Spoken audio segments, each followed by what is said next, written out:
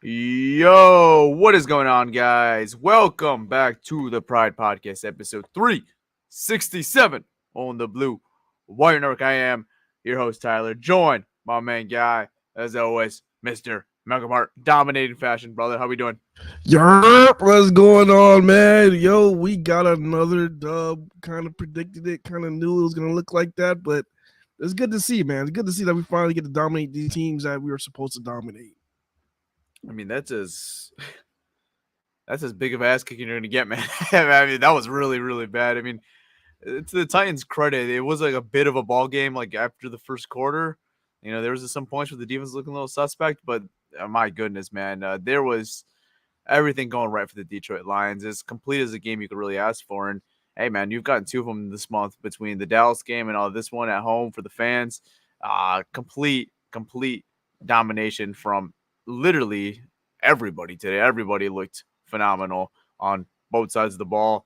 And you get a win like that, man. I mean, you're not going to find really much to nitpick or find really much negatives when you play a game like the Lions just played right now. So, big kudos to these guys, man. These guys are having a phenomenal start to the season, and it's fun to see right now. They are in full force right now, are they? Yeah, yeah, man. All three phases. You're talking about offense, defense, and special teams. Came out huge today.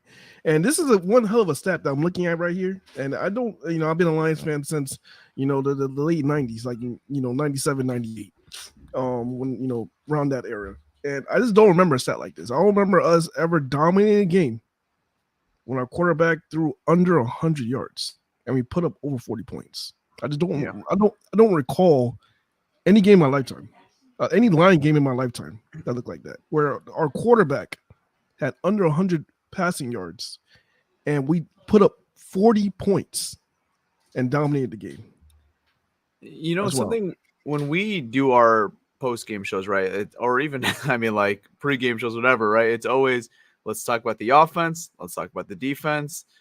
But today, I think we got to talk about the special teams. And I'm going to ask you the question. Out of all three phases of this game, what was the most impressive to you out of the three phases? Offense, defense, or special teams? I would have to say the special teams, man, because what they're able to do is they were able to give us, that field position and get us into great field position. I think it was like 4 straight drives. They had great field position. It was like in their 20, and four straight drives. That's incredible. That's something that you don't really see, man. They just dominated. And this is what you're supposed to do against teams like this. When you're just overmatched and you're just that much of when you're in the elite category, when you're in that elite team, this is what you do to teams, man. Yeah, I absolutely agree. I think it's the special teams. The defense also, man, they made it close too. They also gave the Lions offense a lot of really good field position. But like when you score 52 points and not one of them was a defensive touchdown, just like, man, you're like automatically let's go to the offense. But like if you watch this game, that was just not the case. It was the special teams getting them in great position and just having to punch the ball in right away, or the defense getting a big turnover and just giving the Lions offense great field position. Like, when was the last time, I can't recall any NFL game, let alone Lions games, where you score 50 plus points where the quarterback has less than 100 yards? There was a point, I think, in the third quarter, the Lions had more points than Jared Goff had passing yards. Like, that's just an unreal number. Yeah, I mean, that's a credit to the team, man. Just doing what they need to do against a team that's not figured it out yet. They're a team that just playing against the Titans. They haven't figured it out yet. They just trade away some leaders that was on their team, and they're figuring it out right now. And this is what you do. We took care of business. This is what championship teams do. There's taking care of business, doing what you got to do, right? This is different, man. Like, this is not college football. This is not high school football. That looked like a varsity football team, I'll give you a Detroit example, like Cass Tech, top notch varsity school in Detroit. It looked like they played some bum ass JV school that just doesn't look like they had no business playing football. That was probably more of a lacrosse team than a football team, and they just needed bodies out there. That's what it looked like out there. They look like sometimes where they have those games at Ford Field where we see the high school championships. That's what it kind of felt like where it was just a team of completely different leagues right now. This is professional football. Like what the Lions did, I think is more than just, hey, man, they took care of business. Yeah, they dominated. Like they embarrassed the Tennessee Titans on every phase of the game. Offense, defense, and especially special teams, man. Especially special teams. Is it embarrassing? I mean, like, Yes. I mean, Yes. if you're a Titans fan, That's embarrassing. if you're a Titans fan, you're looking at, you're playing against a team that might be the Super Bowl favorites right now. I don't care that you don't lose like that in the NFL. That's embarrassing. You- Every guy should be embarrassed in that locker room. The coaching staff should be embarrassed. Whatever they had planned that week was embarrassing. That was terrible. It's embarrassing. You know what? They need to address that special team coach, because that was the worst. That is something that I haven't even seen. I haven't even seen a performance like that in a long time. I'd fire him instantly. I'm talking about like last time I see a special team performance like what we had. You got to go back to maybe Devin Hester days where he was just running all over the field, or Dante Hall when he was on the Chiefs. Like, you're talking about going all the way back when you're talking about those great special team moments when guys are just running it back, every other week. This was ridiculous. They didn't every time. It would have happened again if there wasn't that holding call, which I think was probably crap. But yeah, they need to address that special team coach. This is something that you can't allow. That was wild. And the thing is, it's not like we have like some elite special team team. I mean, this is our first game that we really broke out. Right. That's tough. Yeah. That's tough for them, man. It wasn't even just. I mean, Cleve Freeman is obviously the shiner of this game. He's the one who's going to get the most praise for it, and deservedly so. But like even Khalil Dorsey, he was breaking some nice kick returns too. Like when it wasn't a touchback, like he was breaking them and getting really good field position for his lines. And it looked like he was going to break one at one point too. Yeah. And it was like when we started the second half and he broke that big run, I'm like, man, when do we consider just taking Jared Goff out and just play Hendon Hooker the whole second half? Like it got to that point. And it's a credit to the special teams and defense for what they accomplished today, man. It was absolutely unreal, dude. Absolutely unreal. Yeah, I was getting DMs left and right, especially from my guy right here, Sensei. He was DMing me saying, yo, get him out of the game. Put in Hooker. Put in somebody. Yeah. Damn it, he was asking if I go out there. I was like, shit, I can't. I'm home, man. I can't go out there. Yeah, man, it was crazy. Yeah. All right. Well, let's talk about this Lions offense now. We've talked about the special teams, which they don't get enough love usually, but they deserve like a lot of love today. So I want to start the show off with the special teams. So with that being said, let's talk about this Lions offense now. I mean, I think it's kind of like we say every week, man. This offense starts from the running game, and they got that established pretty early on in the game. They got Demo an early touchdown. They got Gibbs with a 70-yard touchdown, and then everything gets going after that. And they didn't really even need to have a passing game today. They really didn't, and they still were able to set some type of passing game, even if it wasn't with all Jared Goff. David Montgomery himself threw a touchdown in the end zone today. Ben Johnson is a bully, dude. He's a bully. He's having too much fun out here, man. It's not fair. Yeah, I mean, the thing is that he's just showing his bag so early. He could wait. He could wait, to later on in the season when it's close to that playoff time and to let out all the tricks. Back in the day, remember the Lions back in the day? When did we see all the trick plays? There was always week 17. Week 17. Week 17. we see all the trick plays week 17. No, not Ben. Ben is week 1, week 2.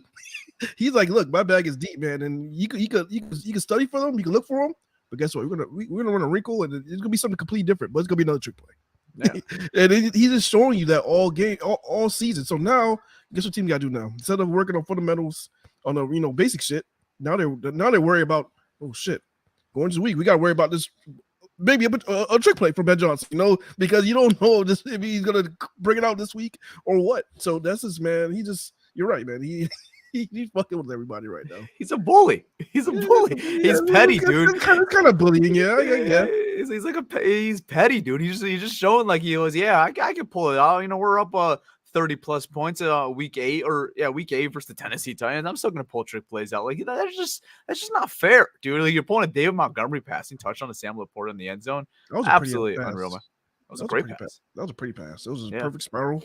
So far, I mean, out of all the passers, also quarterbacks, that probably was the best one. You think it passes Amon-Ra is a little floater to JG? Omar was a nice floater to JG, but that was like a clean zip, perfect spiral right to him, man. Yeah. That's 2 days in a row, man. If anyone watches Michigan football, I mean, you saw Donovan Edwards. He threw a perfect one to Colson Loveland, too, in the end zone. Pretty similar play, a little farther out, but Michigan had a very similar play yesterday with their running back, and he threw it to a tight end as well. So it's Ben just copying out here. It was it was great, man. Ben did his bag, man. That dude. I mean, shoot, I can't. There's gonna be like a bidding war for that dude when he wants to become a head coach, and there's gonna be a bidding war. I think coaches might fire their coaches just for trying to get him. I can see like crazy happen, man, because he's gonna be the hottest ticket, man. Shit.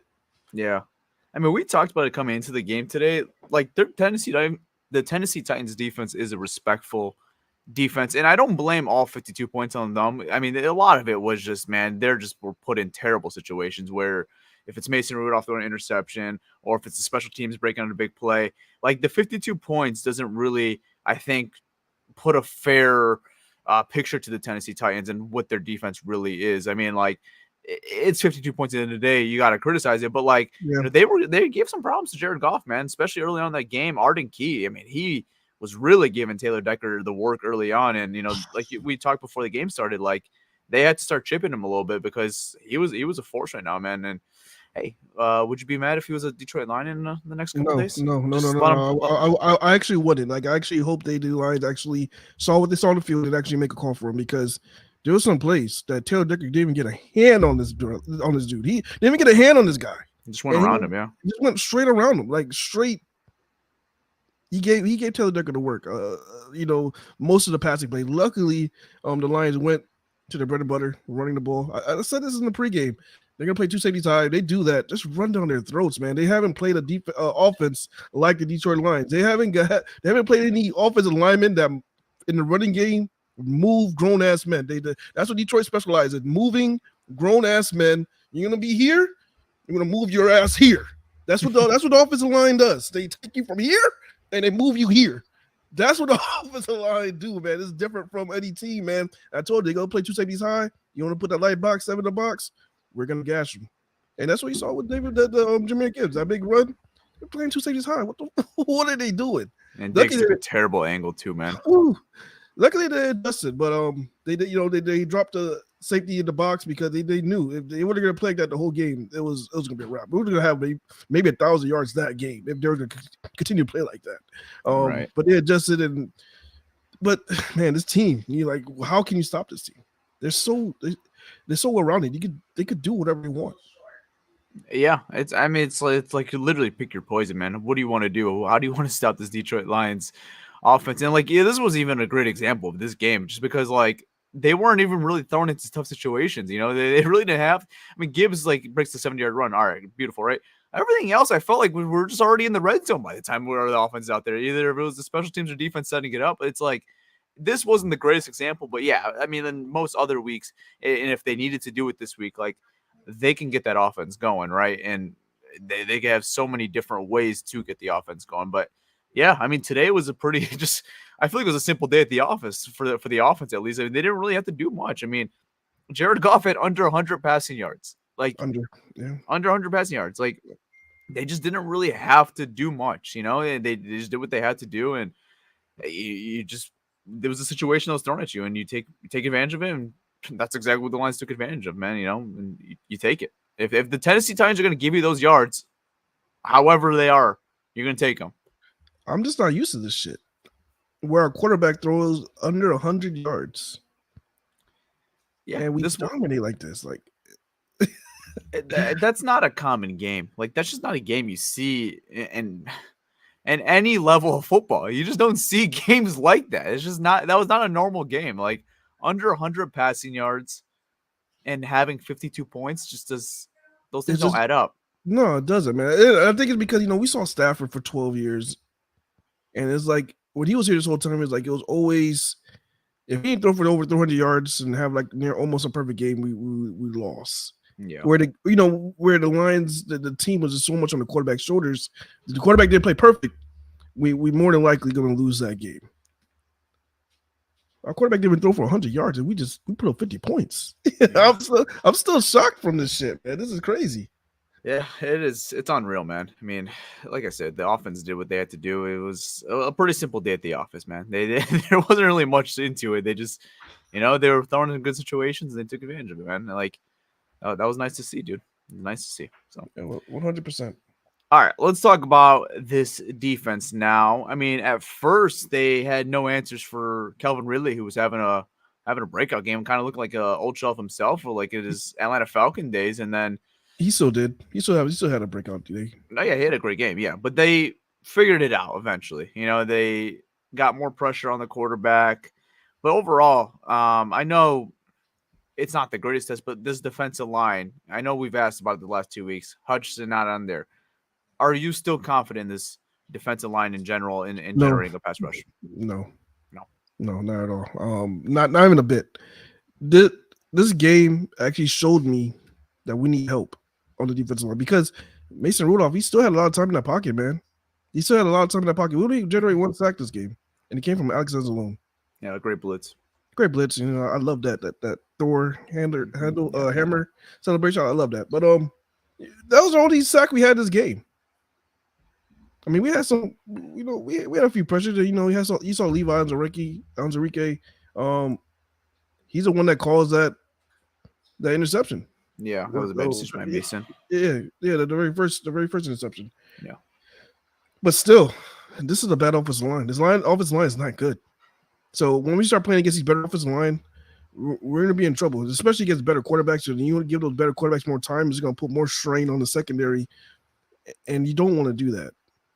You don't want to do that. So yeah, they need help bad.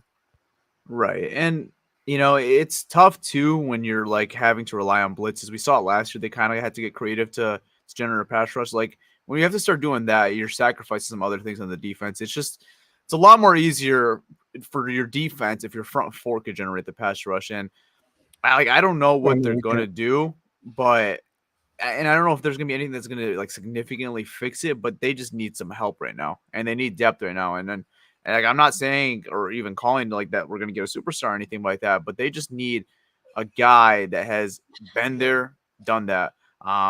Just a guy who has started, a guy who has generated consistent pass rush.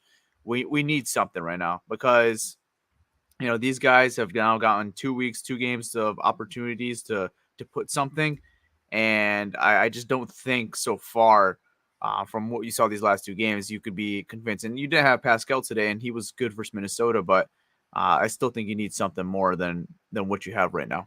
Yeah, I mean, it looks like this is what we're going to be doing the remainder of the season. I don't think there's going to be a situation where you can rely on this front four, and that defensive line to just rush front four, rush your defensive line and generate pressure. I don't think that's ever going to happen any point of the season. So they're going to have to rely on blitzing. I mean, it's just going to have to be the rest of the season and just go from there. I mean, we lost Aiden Hutchinson, who was, pretty much our pressure guy and the guy that's going to, cause havoc and demanded that double team.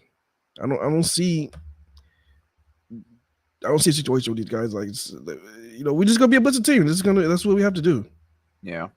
Yeah, I mean, there's not really much out there where unless you're not doing it. But I'm saying like unless you somehow pull off a blockbuster deal where you could No, stop, acquire stop, a stop, pass stop, rusher. stop, Well, as I stop. said, as I said, it's unlikely. But like unless you're doing that, It's not, this is what you're gonna have to be. And there's like even if you were gonna make a trade, right? Like you're gonna probably make a minor trade. Let's say, it's still gonna have to be to that point where you're gonna have to sacrifice something on defense. You're gonna have to blitz more to generate a pass rush. Like unless you're like I said, unless you're making that blockbuster move, it's a different story. But I just don't see it in the cards right now. And you kind of saw the report yesterday saying that they're not going to trade Crosby, they're not trading Garrett. So like you can't even really expect a blockbuster deal even at this point. It feels like. those guys are not trading those guys, man. Do you blame them? No, I mean, why would you? If you had a Max Crosby, would you trade Max Crosby? No, even if you're a bad team, who Yeah, cares? I'll hold him hostage. I mean, we've seen it firsthand, right? I mean, we've been like maybe a little forgot about it because we had 800 for the last couple of years, but like we've seen it, man. Like if you have one of these guys, why would you ever get rid of them? You don't.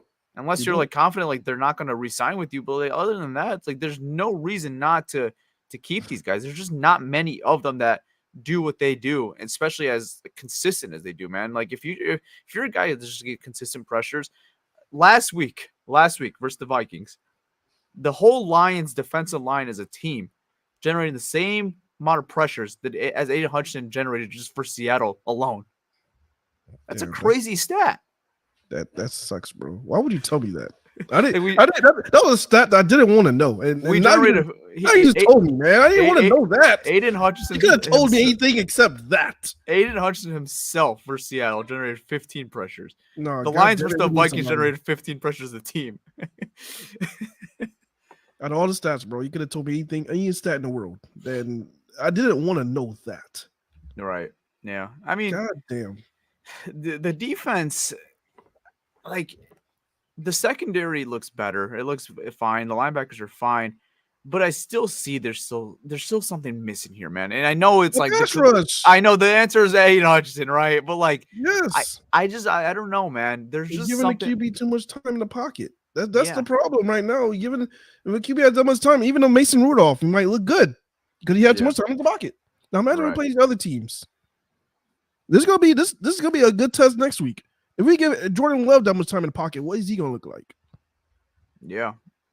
I mean, you saw the Tennessee Titans. I mean, obviously the Lions took care of business, but like a lot of mental errors on their end. Like the interceptions did not need to happen. Mason Rudolph is obviously just not a top-notch quarterback, right? To make decisions to throw the ball away, just play like a smart quarterback. Like he didn't do that for them, and just like a lot of stupid errors. And credit to the Lions, he took advantage of it. But yeah, like as far as a long-term sustainability, like they need a little bit more out of these guys, just a little more.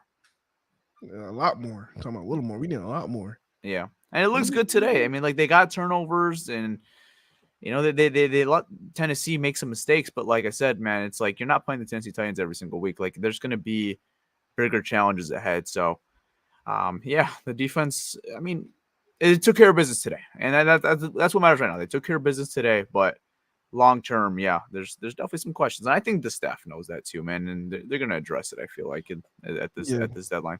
Yeah, there's a few mental errors too on defense. You know, we saw some plays where we saw Kirby Joseph get yelled at.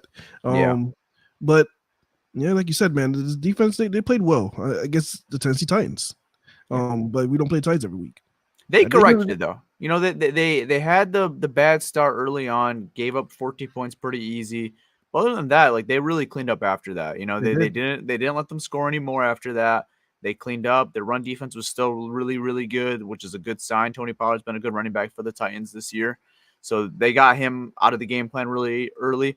And, you know, they figured out Calvin Ridley. Calvin Ridley went off to an insane start. They figured him out. So, you know, they adjusted.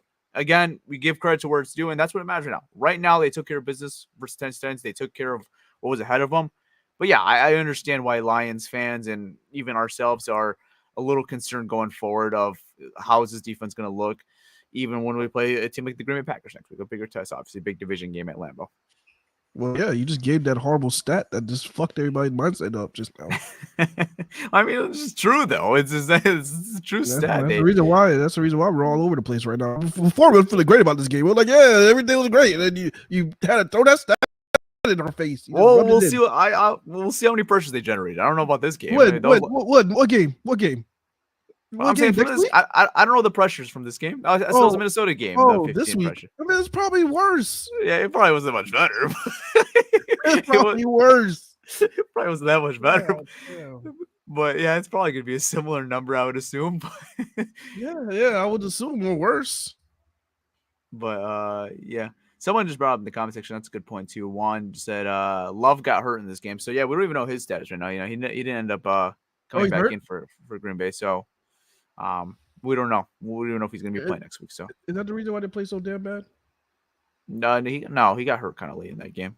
So that was not the reason. Okay. All right. You got anything else out on this defense or this offense? It was a complete domination. What do you want me to say? You want to laugh at them more? What do you want to do? Do you want to pick a player and laugh at them? Does the point laugh at one player in the Tennessee Titans? All right, fine. You got the honorary baller of the week. Give your 3 ballers of the week. Oh, wait. Whoa. Time out. Wait. Let's do oopsie doopsie because this is 3 ballers of the week. This is a lot of people right now. Okay, hold up. Well, I gotta. What is oopsie doopsie? Okay, I know what my oopsie doopsie of the week is. I just gotta. You just told me you had one. I have it. I just have to. 1 second. I need a detail of it. See, Pierre made this hard for me. Why I gotta pick 3? God damn it.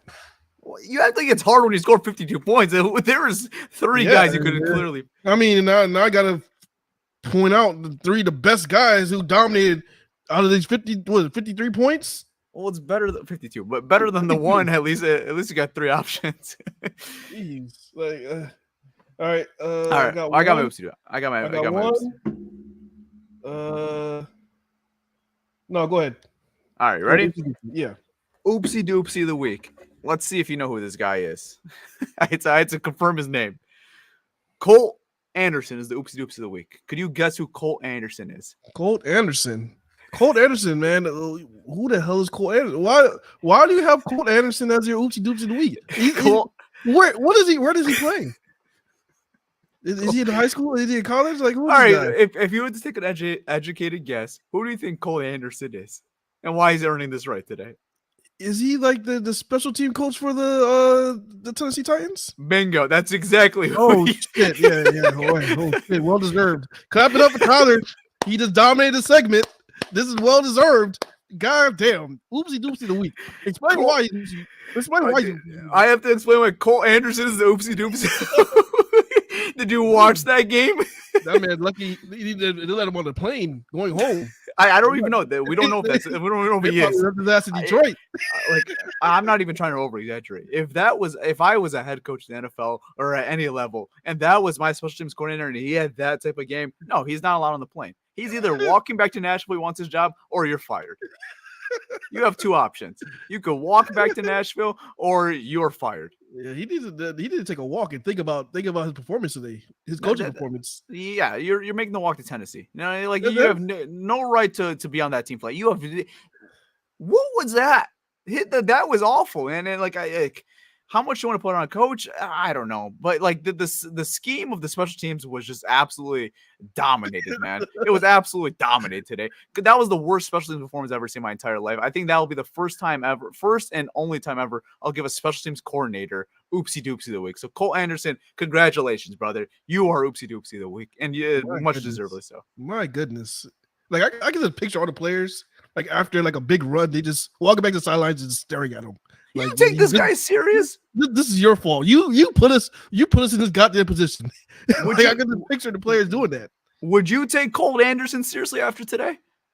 Oh no, absolutely no. Not. I fire. He has to either, if he wants his job and he wants to keep his job, he has to walk back. He has to walk back from Detroit, Michigan to Nashville, Tennessee. No way you let him back on the plane. He doesn't know. He does not deserve to be on the team flight. Because if I'm a player, I'm throwing hands at Colt Anderson. It's not safe for him to be on that team flight. He has to walk back. God damn! What if he got jumped? Colt Anderson is the oopsie. Long shit. Story short. All right. Okay. So that was a beautiful segment. Got the perfect person for your oopsie doopsie week. Let's go into the ballers game. 3 game balls, no Diddy of the week. I just say no Diddy because we know why. 3 balls and 3 and balls in the same sentence shouldn't go together. So the first team ball, I'm going to give it to Jahmyr Gibbs. Why? Because it looked like he couldn't get stopped. He looked like he couldn't be stopped out there. Jahmyr Gibbs, he came out today with 127 rushing yards, 1 touchdown. Broke out with that big 70-yard touchdown. Not much needed to explain why he gets one of the game balls. The second one, I haven't thought this part out yet. The second one,